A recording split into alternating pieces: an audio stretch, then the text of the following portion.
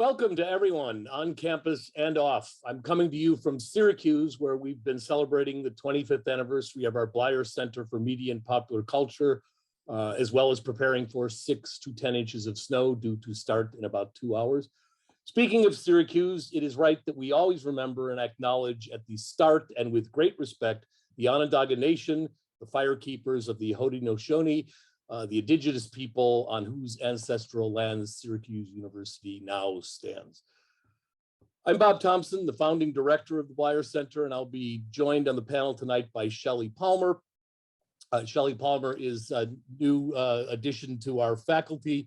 He teaches, he's a professor of advanced media. He continues to run his consulting practice, the Palmer Group, and he's a regular writer for Adweek. You guys may have seen him on some of the frequent appearances he makes on CNN, CNBC, and lots of other places, talking about the state of the art of emerging technology, media, business, and marketing. I'm really excited to have Mr. Barry Diller join us today as our guest.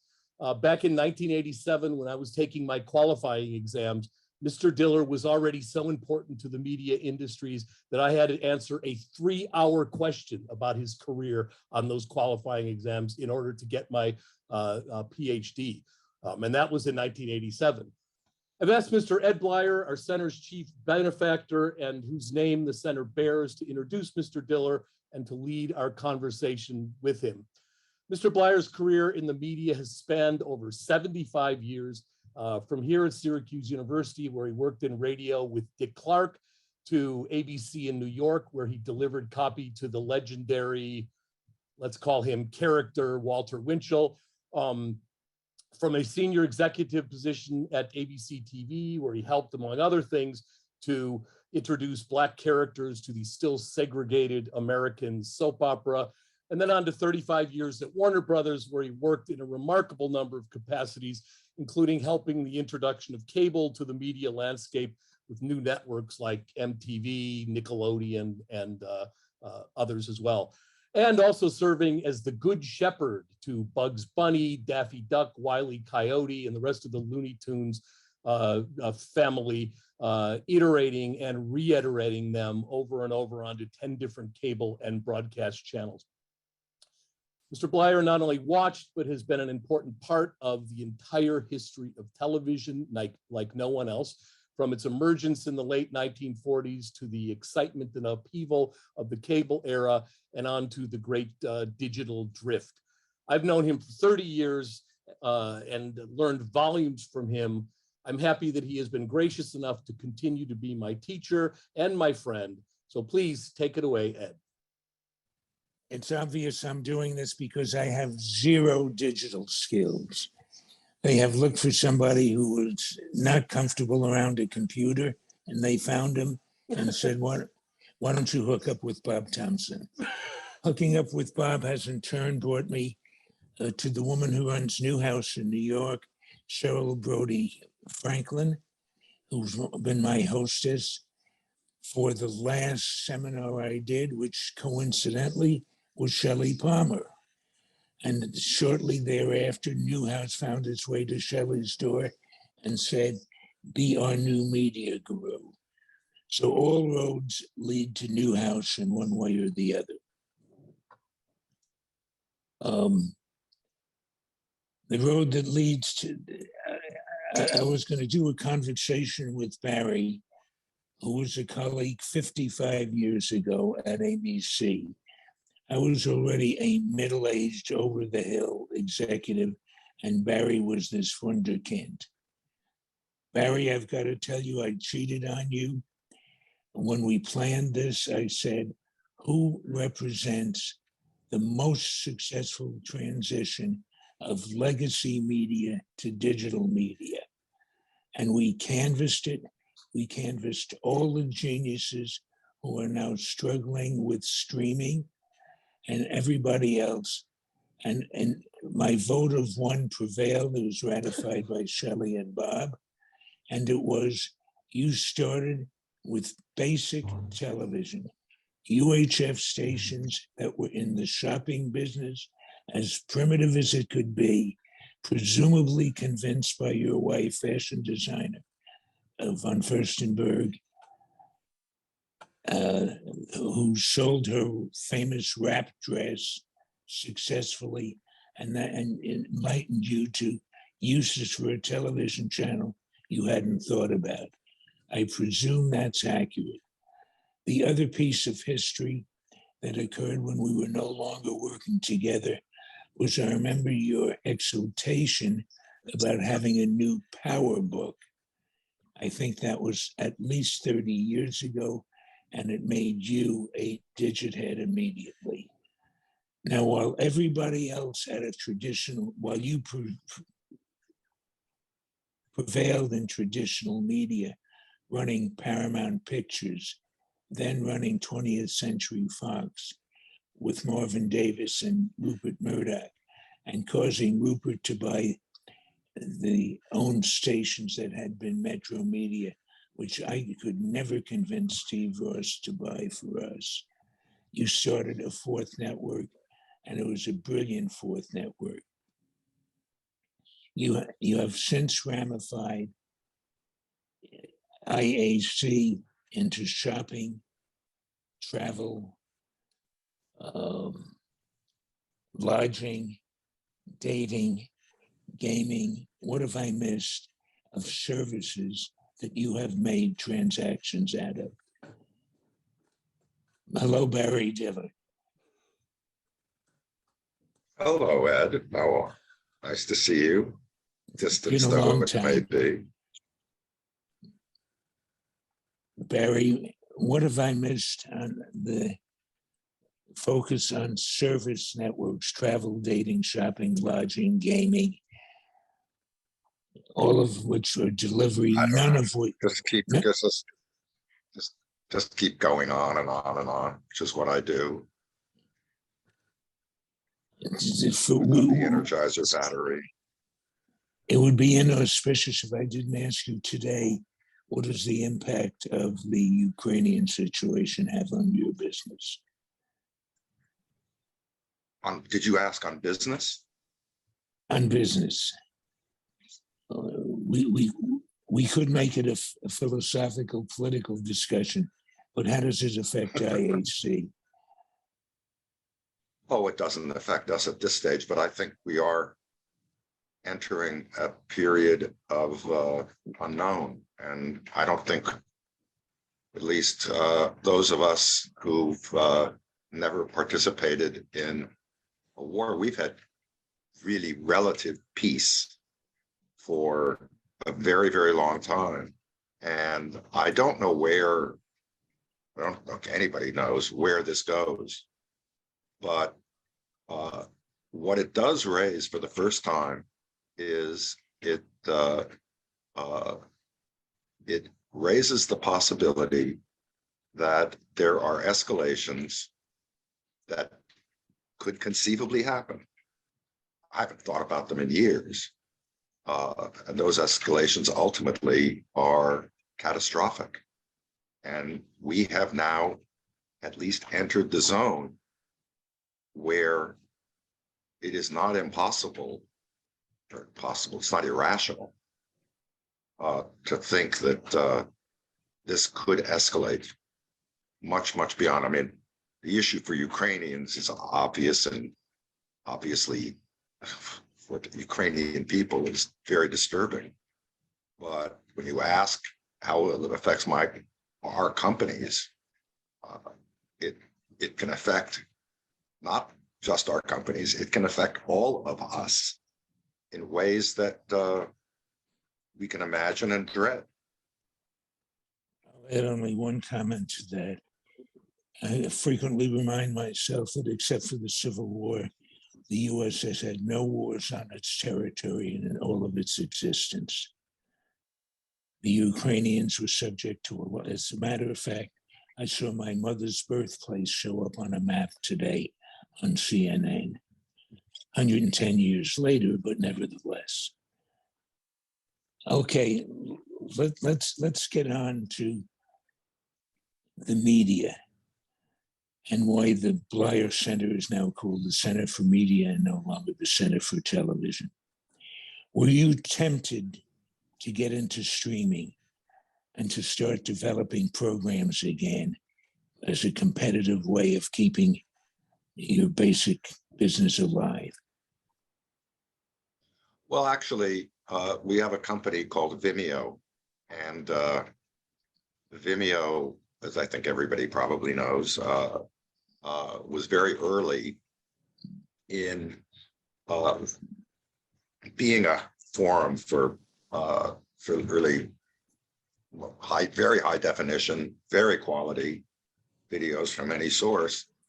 And we spent, and this is now 6-7 years ago, we spent about 2 years and I don't know, something probably close to $100 million thinking, could we be, this is Netflix was in, but nobody else was at that. And we thought, could we compete? And I said, I'm certainly not going to compete for a general entertainment service, but is there a niche? Is there something that we could do, that we could own, that would be differentiated? And we experimented with a lot of things, and some of my colleagues wanted to proceed. We had one pretty good idea.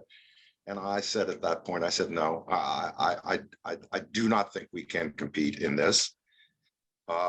And I think it's very difficult for anyone to compete on what I think will be a profitable basis against Netflix, which I think long ago won the game. You want to take a hazardous guess at those who are now competing? What is the future of Warner Media Discovery? Oh, well, I don't know. Of course, I understand we're talking HBO, about Friends. HBO is a very successful service. I think they would have been far better off to have not maxed it and stuck to their true quality, not narrow, broad definition of entertainment, but instead of, so to speak, going after it, they have had a fantastic business and an extremely profitable one. That, while not the size of, I think chasing Netflix is a fool's game. I mean, I think that Disney, somewhat surprisingly, has done I think, a magnificent job, because their CEO at the time really shoved all his little marbles onto the table. And the result of that was that they gained subscribers very quickly. However, if you ask me whether or not they will ever make a quote profit, close quote, on their streaming, given their investment and given that they've now given up all the income that they received from selling their great product to everyone, which they've now in-housed at great cost, I would question that. There was a time not long ago when Bob Iger was thinking of running for office because he checked all the dots. He owned the sports network and the cable bundle, which nobody could catch. He had an opening to China with partners in parks. He had cruise boats. He had his top line movies with the greatest IP in the movie business to a specialized audience. And suddenly the bottom fell out of all of it. Now, do you think there was any solution to keeping the bundle? Or do you think the cable operators and the programmers got too ambitious and overpriced it? Well, they did do that. I mean, these arcs of how different forms of media get distributed. The programmers, of course, are the primary ones who pushed up the cost of cable systems, of having a cable connection. And they kept pushing. By the way, the primary pusher of it was Disney in their pricing for ESPN. Now, I once said with Bob in the audience that where I was on stage for something, and I said, 94% of the subscribers of ESPN, cable subscribers of ESPN, are subsidizing the 6% who actually watch ESPN. And my friend Bob Iger was not too happy with that. It had to break. Now, I think that there was nobody who would have predicted that the break would come wildly accelerated by a virus from China that jacked forward people's interest in streaming and essentially pushed something that would have taken several years, I think, to get up to real velocity. It happened in 2 years or a year and a half or whatever. And the result of that, of course, is that if you're going to put money into streaming and you can get your local television stations, et cetera, now in a variety of ways, what is the point of your subscribing to a cable package? So definitely it was the programmers who did it. And then the programmers, in their infinite wisdom, decided that they had to, quote, compete with Netflix. And so they took their very profitable businesses selling their material to others and essentially kept it for them, are on the path to keeping it for themselves, which means they're going to have to finance all of this product and receive relatively little income from it, certainly wildly less than they would have received in the other in the other distribution system. So I think there's going to be an enormous amount of blood, as they say, on the floor in the next years as the costs of production hit these various companies' bottom lines. Do you find most of the streaming programming meritorious, or do you find it a little almost good? Well, I think, look, I've always thought the talent pool is finite. It's not a big pool. It's okay. It's sufficient to make some good things. But for those who have watched now the 87th version of a crime story, the 98th version of this or that, the fact that you have 500 and some odd dramatic shows where you used to have 40, maybe 60, puts pressure on this finite talent pool. It's nice to bring new people into it, but nice doesn't really get you to be particularly entertaining. So I think that a lot of good things have come, but if you just stretch the number of things in a horizontally end to end, quality is quality. The entertainment value of much of it is, of course, ordinary. You do at least get to see programs produced in other countries, badly dubbed. Yeah, no, some quite well done actually, but and I think that's yes, that has happened mostly through Netflix. And I mean, for what it is, I think it's been a good thing, whether it's Narcos, I think it was produced in Mexico, or the Squid Game. Some good stuff comes, but again, Okay. I just sorry, Ed, if I talked over you. No, I was just going to say, so you think that Warner Media Discovery is a jump ball? It's not home. It's not failed. What about Disney and its iterations? Disney's a very well diversified company. As I said, I think it will be several years before, if ever, and it will never happen if they don't actually spend less on production. But I think it's difficult for them to show real revenue growth, net revenue growth, with their investment in streaming. You want to lay the odds on Paramount CBS? They're only a couple more, Barry. I don't think I can count that high. How about Netflix itself? Netflix is, to me, I've just held this conviction for many, many years now. I've publicly said it endlessly going back 5 years or so. Netflix momentum is, to me, unstoppable worldwide. They conceived their business as a worldwide business. HBO Max, so to speak, but HBO was only in the United States up until relatively recently.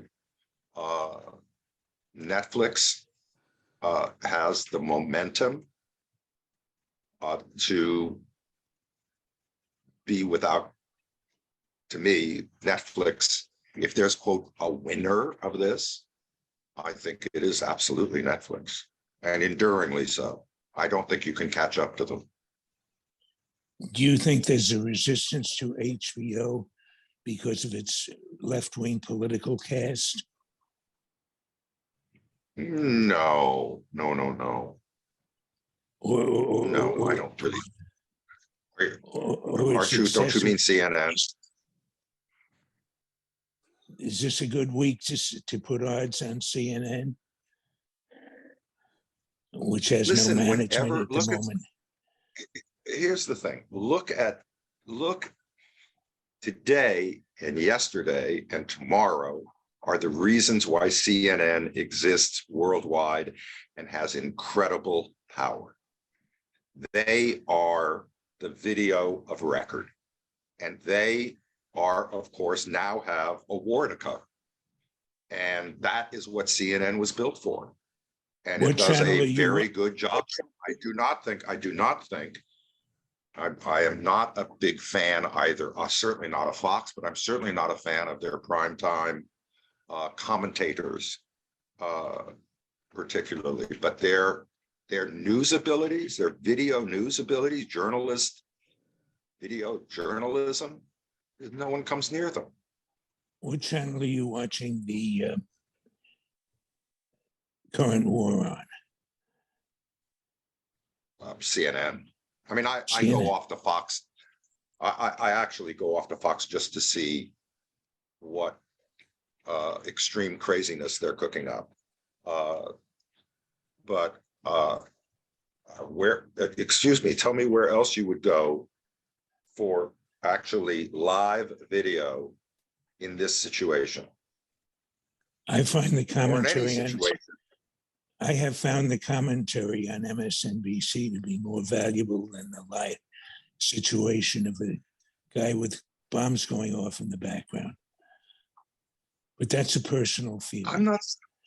I'm not saying MSNBC isn't a good quote service, but they have, I don't know, 1/50th of the coverage that CNN has and invested in over the years. And it's ironic that with Zucker gone, what I used to say 10 years ago is he inherited Wolf Blitzer and Anderson Cooper, who are the least dynamic people in the world, who have turned out to be the mainstays.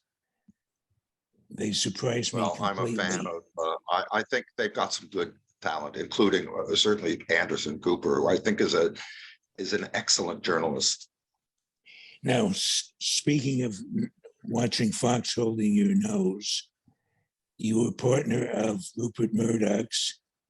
You built a business for him called the Fourth Network. Yeah, but it must be said I left several years before he started Fox News, although I did introduce him to Roger Ailes for my sins. What is Rupert's future as a broadcaster programmer. He's narrowed his focus Well, to sports. he now has basically he's in the live and the sports business with Fox. Because as you know, of course, he sold his, so to speak, hard media assets to Disney because he thought he could not compete. I didn't agree with him. I thought he absolutely could compete, but he felt that he couldn't compete, and therefore he had a very good moment. I think he to get the highest price, he transferred into Disney stock for the majority of his assets. And I think, that's what they're running. They're running, a live sports, live news, other live events and sports in the various Fox properties. And they have, as you know, they have a very large number of local television stations. They're part of the old Fox network, of course, and they provide their service. I think local television is the proverbial dog you cannot kill. Even without retransmission consent, as people cut the cord? Look, don't cord quote cutting like, it's like syndication. There's still syndication after everybody thought, as the tears, preceded it, disappear. Cable television is not disappearing. I mean, so, fine, it's on a track, but it is still huge amounts of retransmission consent dollars flow, and I think will continue to flow, sufficient to flood local television stations. Now, most of that retransmission money is being grabbed by the network owner. In this case, it's Fox. So they get it both ways. There's a footnote to that. It's grabbed by the major network owners who have football. And I won't do it now, but I can do the math for you that my cable bill includes $40 a month just for sports, $8 plus for ESPN and regional sports networks that nobody watches. And speaking of broadcast, how are your shopping channels? Do they just keep chugging on? Well, QVC and HSN, the two, there are a few others, I guess, trackers, but those are the large ones. They continue to be extremely successful, earning businesses that have now, I think they're probably up to 35-40% e-commerce. And I think they missed that. We don't own them anymore. They missed their chance. They should have been far more aggressive 5 years ago to not transfer, but to really put markers down in e-commerce, which they really didn't do. That brings me to the discussion of moguls, asking a genuine mogul of one. John Malone, what kind of a partner is he? Well, my experience with John, which is now 30 years or so, has been anything you would ever want in a partner,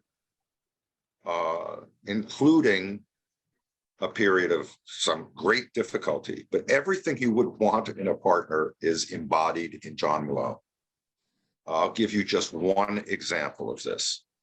25 years ago, when we started with a little thing called Silver King Communications, which had $40 million in revenue and was valued at about $200 million. And I invested in it. And that, I'll give you just in money terms, that grew over 25 years to be all of its assets about in excess of $100 billion. So it's an enormous success. But when we started, John Malone said to me that his company owned 35% of that little company. And he gave me a proxy, basically a lifetime proxy, so long as I stayed in the business, to vote his shares, i.e. to take his control position. And I, who had invested, I don't think at that time, this is again 25 years ago, $5 million in it, and I think I owned 7% of it. But the super voting stock was owned by Malone with my proxy. He said to me then, at some point, I give you my word, I will figure out a way to transfer those shares to you. 25 years later, in a multi-billion-dollar transaction, he did just that. And a shareholder suit, as you know, often today, everybody gets shareholder suits. A shareholder suit said that they didn't have to give me control of those shares. They didn't have to give me the ability to swap my shares for their shares, to not be too complicated about this. And that since they didn't have to do it, that was some right I took away from shareholders.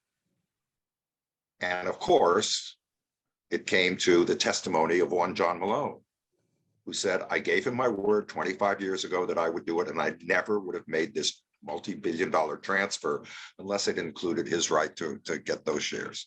So that is a great tale of someone keeping their word. And by the way, he could have, if he said no, or if he denied that, he could have taken those shares and sold them at a huge premium. So it's as good as it gets. How much of your formula of starting specialized companies, building them, and then making them public and leaving them in the hands of their management have you adopted from John, or has John maintained equity in his subsidiaries? No, that's not John's business model at all, actually. It is a unique business model, and it, like many things, for me certainly, there's no absolute fully formed concept, but at one point, this is 12 years or so ago, we owned a company called Ticketmaster, and the management of Ticketmaster came to us in the holding company and said they wanted to make an investment of this or that. And I thought, well, so you're coming to kind of daddy to ask permission. I said, you're a big company now. And it occurred to me that what they really needed was the white light of being a standalone, independent public company, where their recommendations to do something would not be asking some parent, but taking their own risk and being responsible for that risk. So we spun Ticketmaster out into a public company. And then we spun Expedia off, and we've now done 11 public companies out of the original corpus. And I think it's a great model. It's an anti-conglomerate concept. I mean, we are a conglomerate and we're an anti-conglomerate, because when a company gets to be size that we think is sufficient for independence, we spin it out to the shareholders. I think it's a very good business model. It's unique. No one else is doing it, which I'm kind of glad, but it is ours. Well, can I underscore that? And can I underscore it as part of your competence? I don't want to quite use the word brilliance. You'd live with it too uncomfortably. But what a concept. If you're willing to hire them, if you're willing to trust them with your assets, they should have control. That's the Diller approach. Not so sure in all cases they should have control, but they should have the independence of the spotlight of a public entity that is defined by their business alone and not by multi-businesses. That's a healthier environment. It is a long time since the days ABC was going to merge with IT&T, which was a conglomerate from white bread to broadcast networks.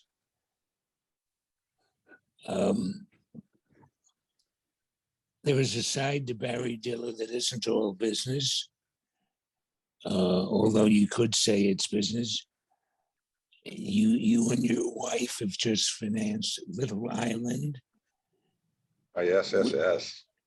which is a former dock on the Hudson River in New York, but it is a wonderful recreational zone. And thank heaven Yeah, you it's been great. withstood the It's been great bureaucrats. fun. Yes, we fought our way through it. 10 years it took. But you know, one of the things that somebody said to me, you know, you can't really remember pain, which I think is actually true. And I can't remember the pain. I can only feel the joy of seeing how many people this place makes happy. And since, you know, we've only been open, I guess, 6 months.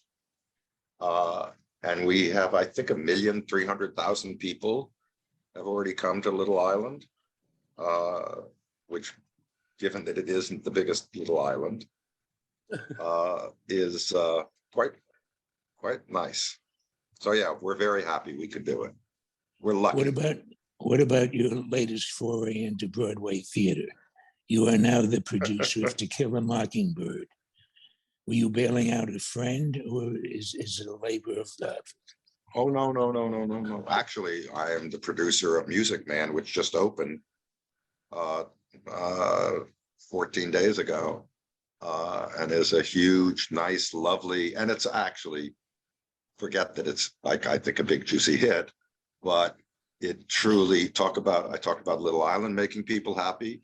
You go see Music Man, which is the essence of America, in all of its myriad mythology.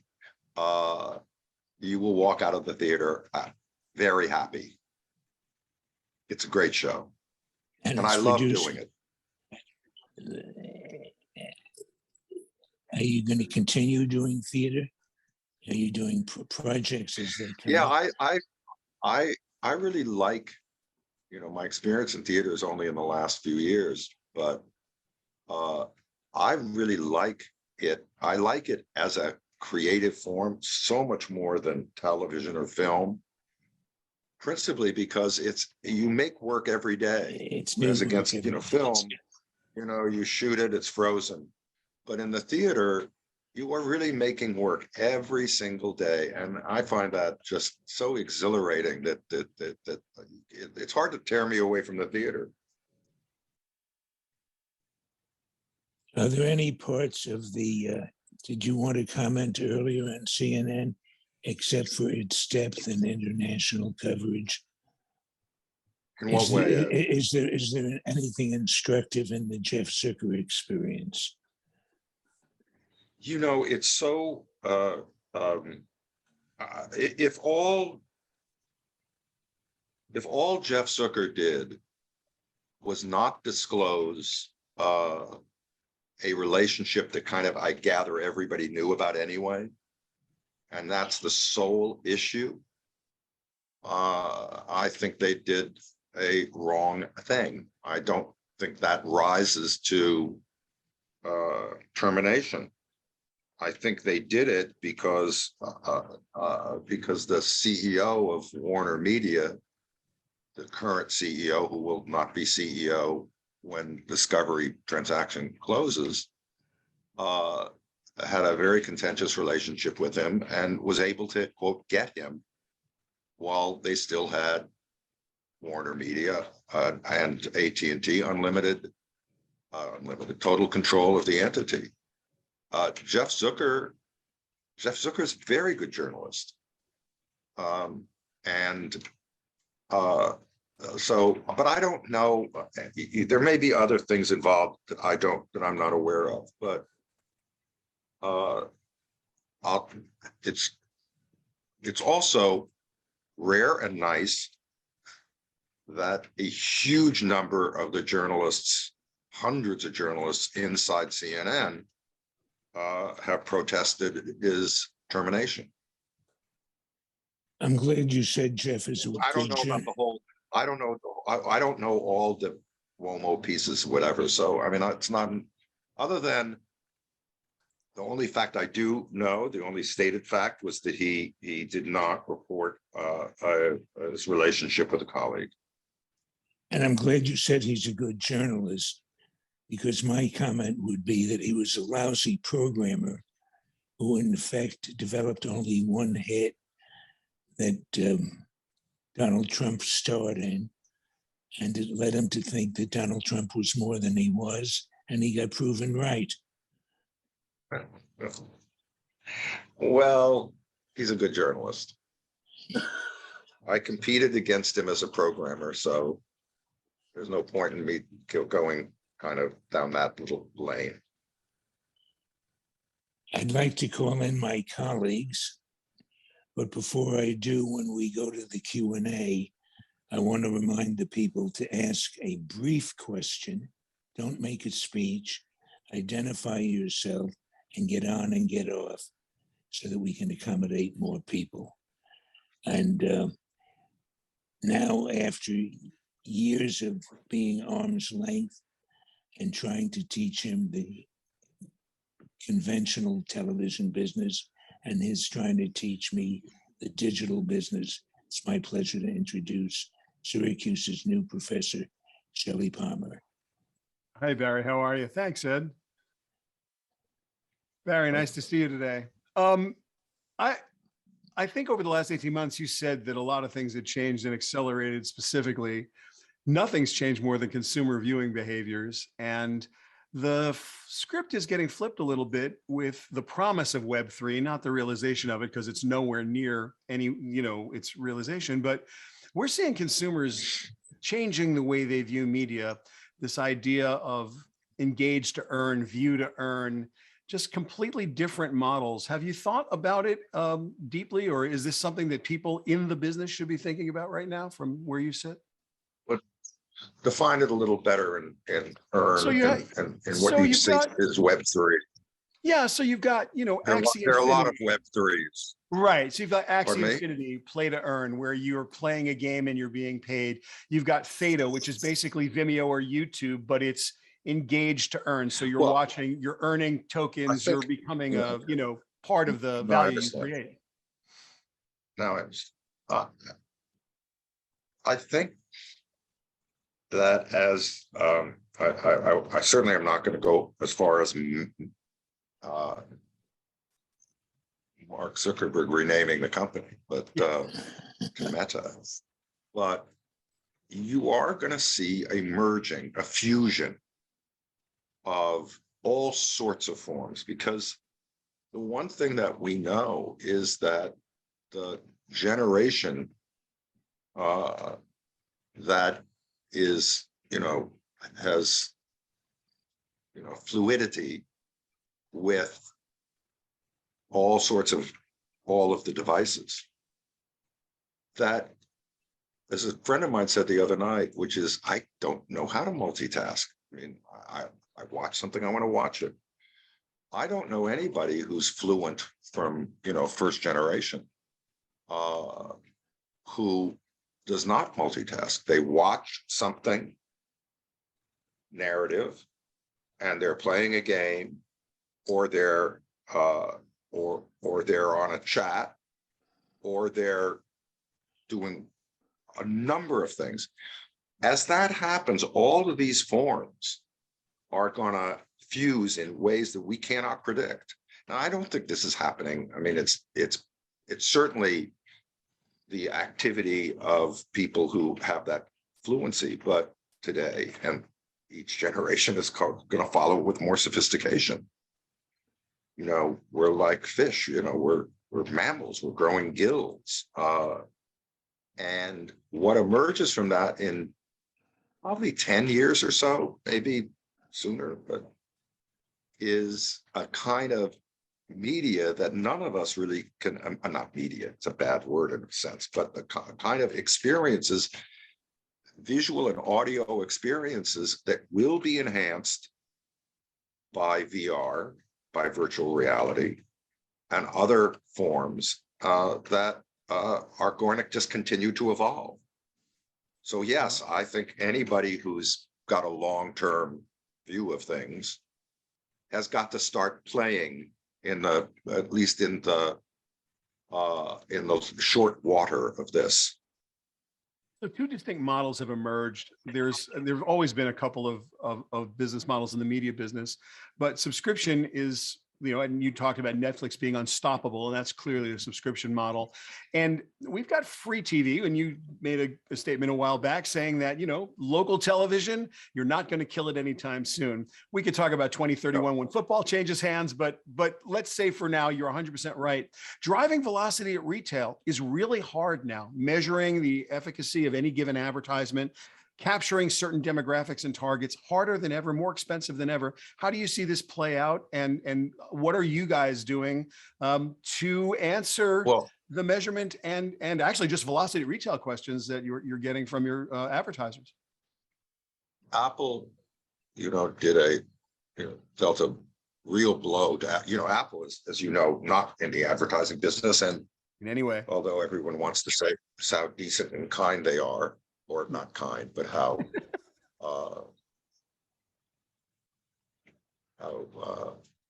much they don't want to make mistakes like other big tech companies have made. The truth is Apple, with their quote privacy mantra, is killing to some degree. I don't think it will have a total effect, but they sure hurt Facebook. I think they're responsible for hundreds of billions of dollars, probably, of loss of value of Facebook and others when they began to shut off just what you're talking about, which is getting the information necessary to target consumers. And I think that that trend is probably going to continue and make it difficult. Somewhat the antidote to that is that what I think is beginning to happen, and we see signs of it in our own business, is that direct e-commerce is actually replacing to some degree subscription and advertising revenue. And that is going to grow enormously over time. I agree. But social selling is extraordinary, and the work you've done. But like, for example, when Neil Vogel announced the other day with Dotdash Meredith that they were going to take Entertainment Weekly and InStyle and Eating Well, and I think it was Health and Parents and People in Espanol, I think I got them all, right? And these are venerable Meredith brands, and they're no longer to be in print. And look, the economics of print are very well understood. They're going to be now digital brands. And my question to you, since I have you, is, are they digital brands? Are they print brands? Or are they just brands? And if so, do you treat them differently? Their brands. And we still are huge, having acquired Meredith, we're still huge print publishers. Yeah. I think 350 million little print things will go out for Meredith this year after we stop publishing the ones you mentioned, print publishing the ones you mentioned. And People, which is the leader of it, is an extremely profitable print business. Nevertheless, Dotdash, which really grew up on expanded because of its, so to speak, intent sites, which give information in all these verticals to people who want it. Their take on the reason, and they went after Meredith over really almost a year, and the foundation of everything that was involved in that $3 billion purchase of Meredith was taking these. Meredith had really done, they really had no digital sense. All of the Meredith properties, actually are off of the same template, which when you think of it is insane. And they just didn't know that, was where they came from. They were print in their veins people. Yeah. Dotdash is absolutely the opposite. And their plot is with these brands to give them incredible online vibrancy and is stopping. I think that Entertainment Weekly has a huge online future, digital future, as do many of these properties. So it is absolutely a recognition of digital, over print, and it's absolutely, these brands have brands. They are Right. brands. They are known. No, they're definitely known. And it's what's interesting to me, Barry, is that I think you guys got up to about 200 million uniques monthly uniques after the acquisition, which, that if you told me to go out and buy a couple 100 million uniques right now, it's hard to find. So it's very impressive the way that Dotdash has sort of manipulated its way into being a formidable advertising engine. But the consumer behaviors are changing. Apple's ATT and Google's now threatening third-party cookie, they've been threatening it for a while to get rid of third-party cookies. And I'm just trying to understand, or help all of us understand, how you see that future playing out, because you're so, invested now in these digital properties, which need to track. Yes, but our problem is not for us. We really do not need to exploit personal information in order to get the, so to speak, these properties into being seen by huge numbers of people. That's our problem. Is not traffic, and our problem is not the identity of that traffic. Our value is that advertisers see us as a great place to put their wares, to put their advertisements, because of the reach and because of all of the things those brands do. They do not need to get into very narrow demographic slices other than what is generally available. So it is a way of kind of bypassing. It bypasses the issues. Sorry, go ahead. No, I fully understand that, and I totally agree. I was thinking more deeply about attribution metrics and the way that, now, because of the measurement issues, how advertisers are looking at ROAS, looking at their return on their ad spend. That, these are kind of endemic problems to what's going on between big tech and not big tech. Of course. And there, as I say, I think we're less, we have less exposure to that.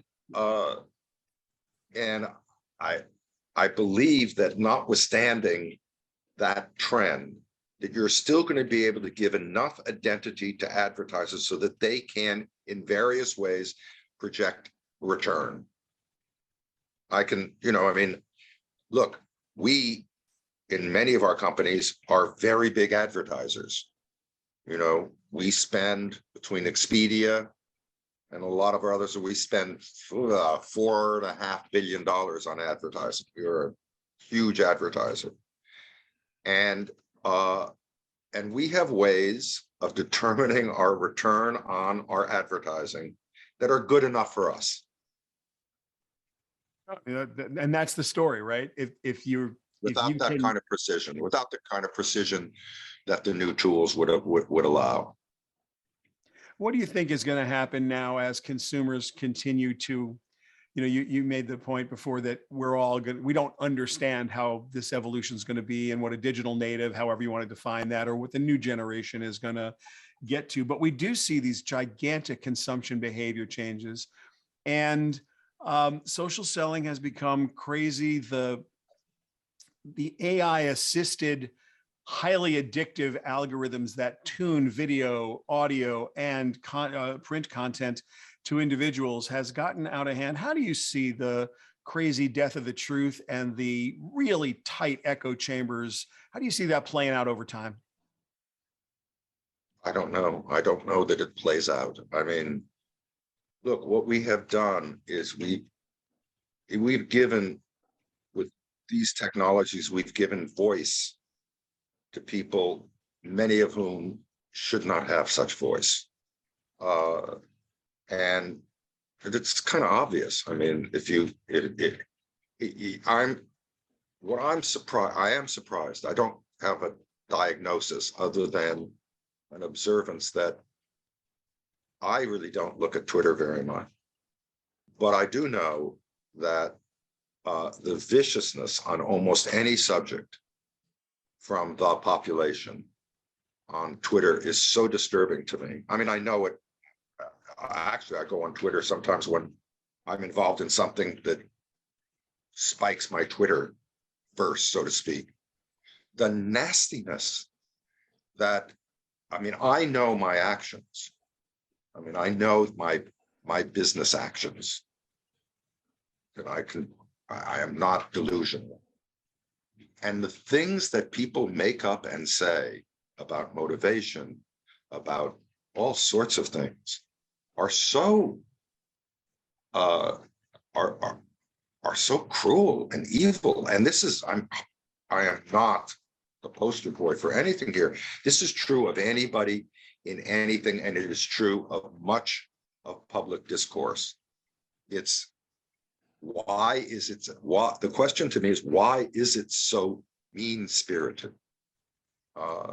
This is separate and apart from the topic of, is it true, which most of it is not. And what do we do about that as a society? Where is that going? I mean, when you have,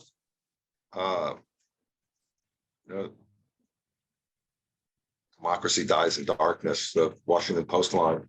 But I think there's something else, which is when you lose integrity of your leaders, when they do not have integrity, and a lot of people in politics do not, the question of what's true and what's not true oddly becomes less relevant, because they have given up a standard of integrity, and we are all losing enormously because of it. And I don't have predictions here, except that I hope that this does over time level out, and that we can find people to believe in, and we believe in them because they have integrity and tell us the truth. In the last years, we've had leaders who just simply have lied to us. Look, we're in a world of best narrative wins, and people love to comfort themselves in the blanket of, or cloak themselves in the blanket of the information that comforts them, right? I mean, we're some of us, well, I guess we're all guilty of being in our comfort zones more often than we should. And look, Barry, from my perspective, you want the internet to be a better place, be kinder on the internet. Like, everyone can do that one post at a time. The whole world will be a better place. I know Ed has some things he wants to talk about. Well, so I want to ask a couple of questions. yeah, Does thank you, that Barry. mean that you automatically reject sites that are based on engagement? Because the essential value is more time, not better content. And the second question, Sorry, which is there a keeps- question? I didn't get the question, Ed, sorry. that you reject sites based on engagement like Twitter and Facebook, where it's the time spent on the site that distorts the content for the worse. They don't care whether what you're saying is true or not, as long as you're there for 20 minutes, 40 minutes, 60 minutes, because that's what they sell. And that, to me, is one of the dangers. And another danger, and it's my pessimism about my old age, is that we've opened Pandora's box and we can't put anything back in. That the internet has just created a free-for-all.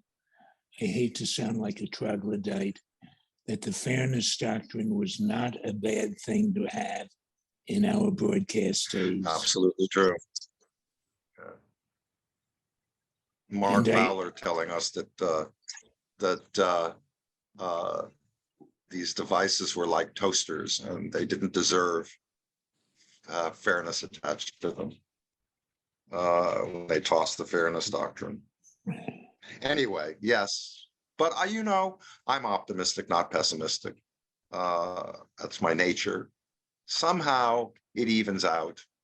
Somehow I think that these voices are gonna get bored with not only themselves, but with each other. Now that will depend. Again, my optimism is that we're going to be rescued. We're going to be rescued where, I don't know, but we will be rescued, I believe, by people that we can begin to believe in leadership positions. Yeah, I mean, Boy, I leadership hope is the you- way out for sure. I hope you're right. Yeah, I hope so too. I like the optimism, Barry. I really do. Thank you so much. Ed, it's all you. Barry, you'll be amused. After the Time Warner merger, the first meeting we had from people with time were the guys who came up for the idea of Entertainment Weekly. At the same time, the head of the magazine division was saying they have redefined black hole in my magazines chasing the internet. So that now goes back 20 years, and you've brought it full circle on a different level. That's true. I didn't keep asking you about prospects going forward. Is the cruise business fatal, or does it recover from the COVID? It's already recovered. Already Everything will recovered. recover. We will go. Absolutely. I mean, by the way, there are, I mean, we're in the travel business, and bookings on cruise ships are piling back up. Ships are at sea with passengers and safety. I mean, you know,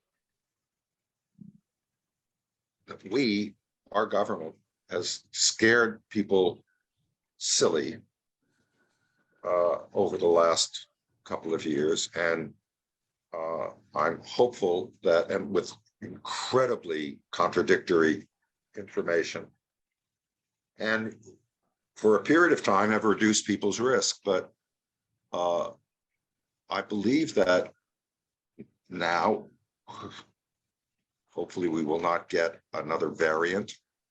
We will just live with another kind of flu. Vaccinations will over time grow, protect us. And I hope that the whole COVID industrial military complex falls completely apart. How about movie theaters? Did they stage a comeback? No. I don't think so. Not in the, I'm not saying theater's nothing goes out of business. I mean, no media gets completely replaced, except Punch and Judy. But I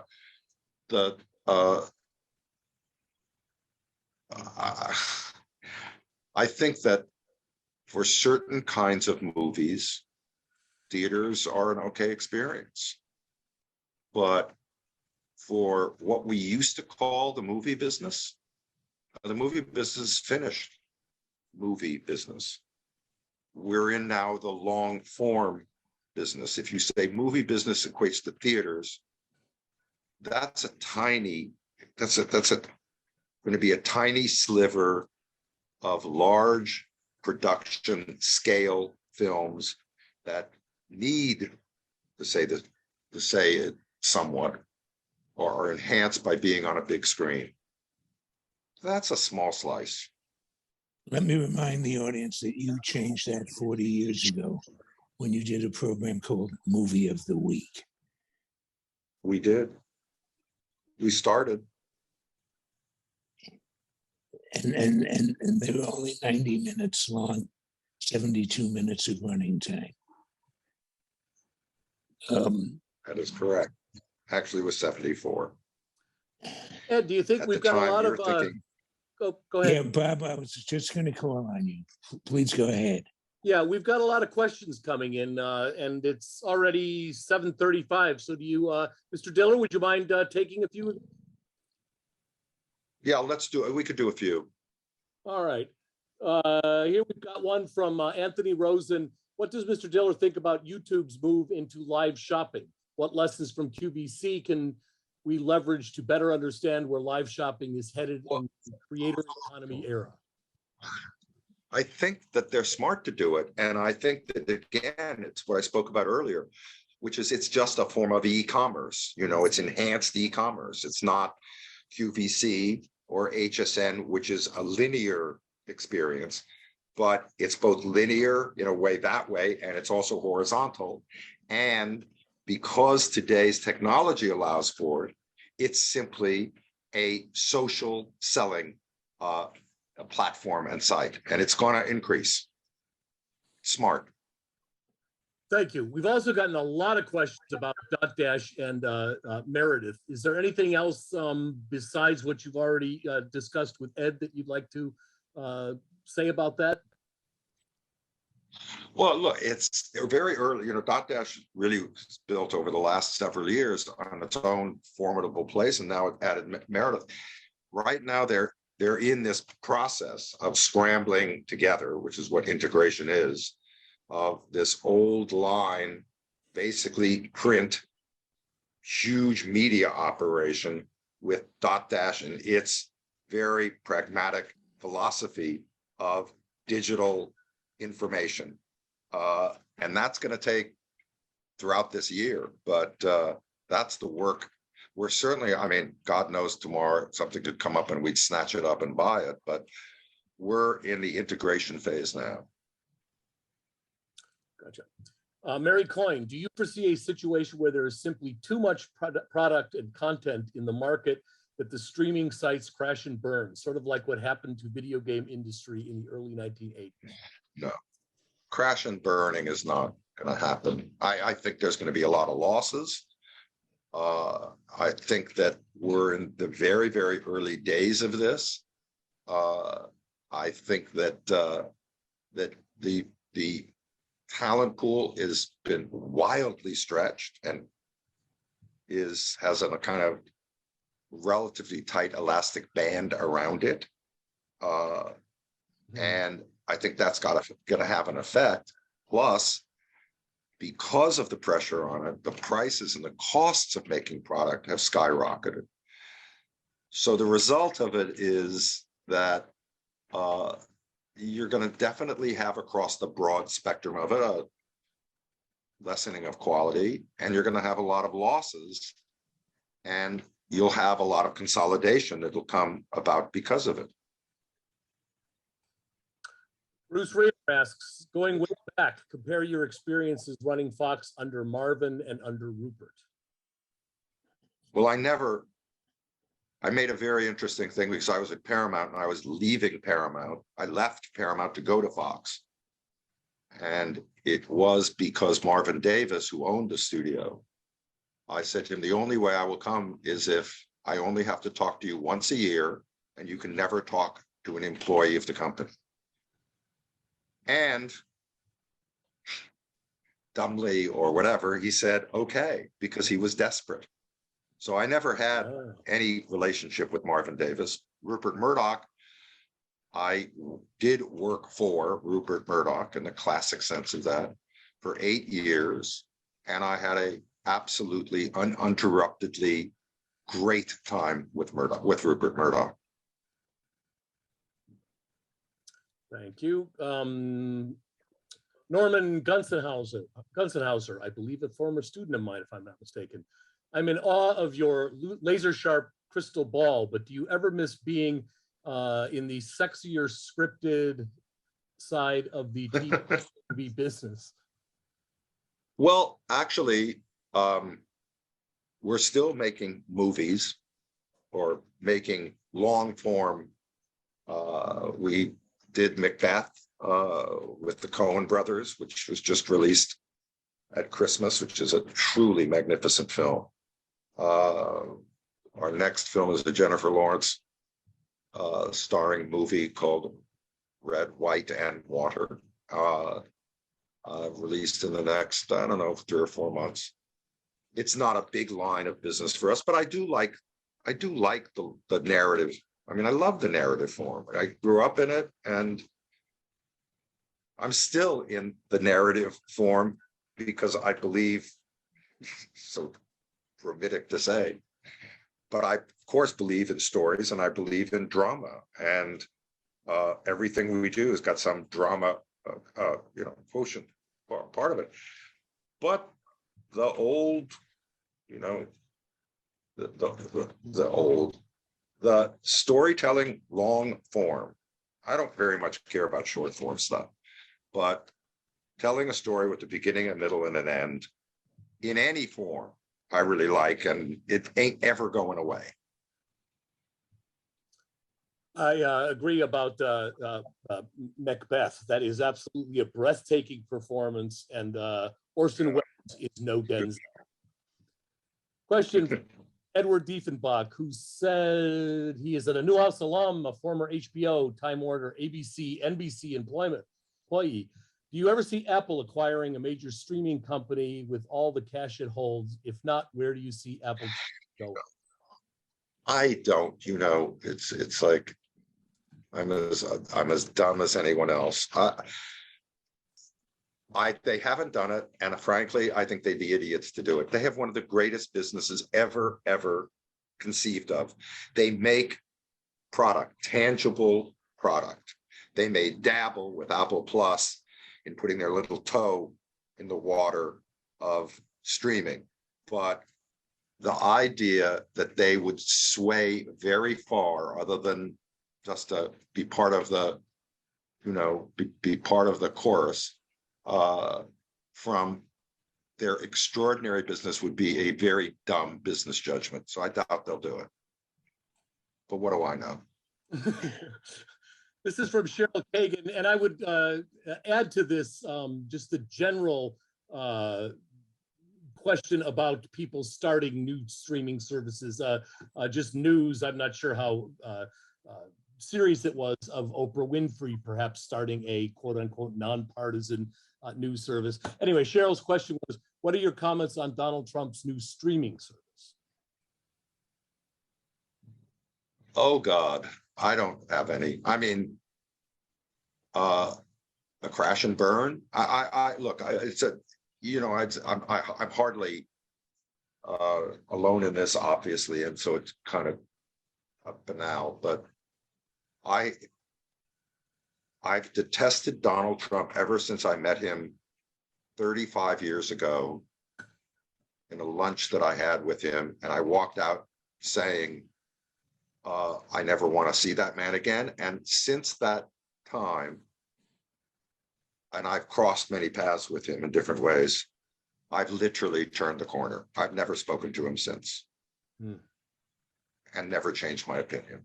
What about the general, and I think you talked about this at some point when you said Netflix has already won this race. Is there room for more streaming services? Are there room for yet another news 24-hour service? No, I don't. I think there are going to be all sorts of niche services, but we're not talking in streaming really of news. I mean, CNN Plus just started. I mean, that's it. Fox has Fox Nation, but that's, tiny, and who knows what will happen to it. I don't think streaming is the future of news, but in terms of general entertainment programming, I think it's absurd to believe that you can get to any critical mass with the kind of production that you'd have to lay down to do so. Is the height of idiot speculation. So I doubt it, but. Okay. Michael Filipkowski asks, what are your thoughts on sports, and will the NFL, for example, move toward streaming in the future? I guess that's kind of related to what we're talking about. Yes, they will. Yes, they will. What did the Super Bowl teach you about gaming? Interesting, though, how this gaming. Well, I can only tell you this. We're we are involved, and I'm on the board of MGM.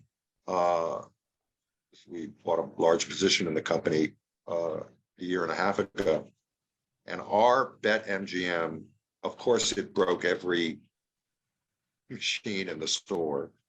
The Super Bowl weekend was so through the roof, particularly in New York. I think was 1/5 of the higher 1/4, something like that, of the entire handle, so to speak, the amount bet on the Super Bowl weekend. It was just extraordinary. And online betting and online gaming, why we put more than $1 billion into MGM, because we believe its future is unlimited worldwide. I can probably do one more, but then I've kind of got to scramble. Okay, I'm sorry. And we have lots and lots of questions for you. Thank you for those, and people have been very interested. Justin Godell asks, how do you feel the media has portrayed you generally? Do you think the books by authors like Ken Auletta, Highwaymen, are more fair versus magazine and newspaper profiles? Well, I think Ken Auletta is a great journalist. I've known a good part of my life, my And a professional proud life. alumnus of this institution. I'm just reading in Galleys. He asked me if I would read his book, which is coming out on Harvey Weinstein, which is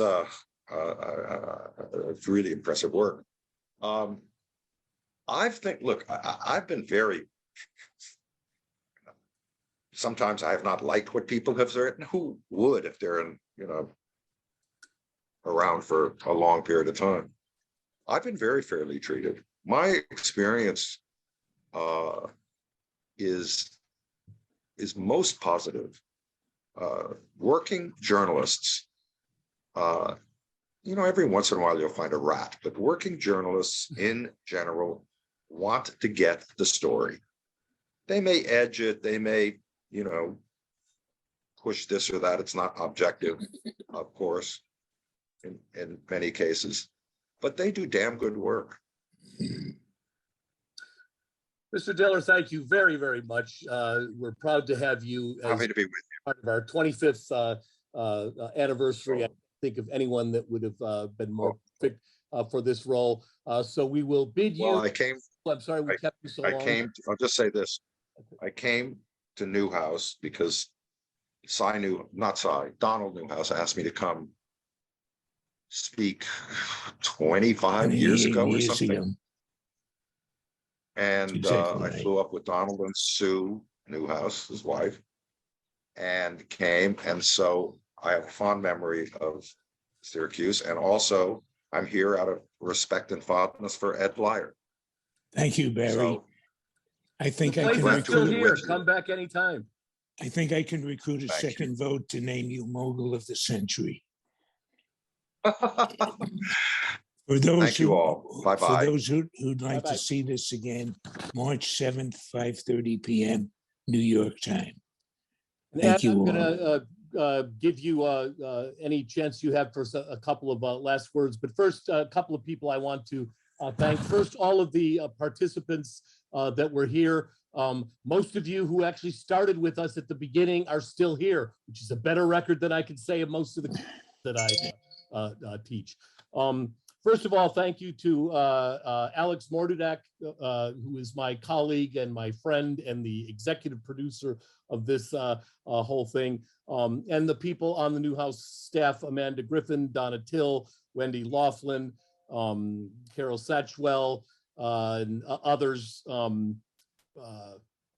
have helped with this as well. Brian Tibbins, who helped us with all the technology and so forth. Charisse Lepre, who moved one of her events so that we could fit this in, and lots of others as well. So thanks for all of that help.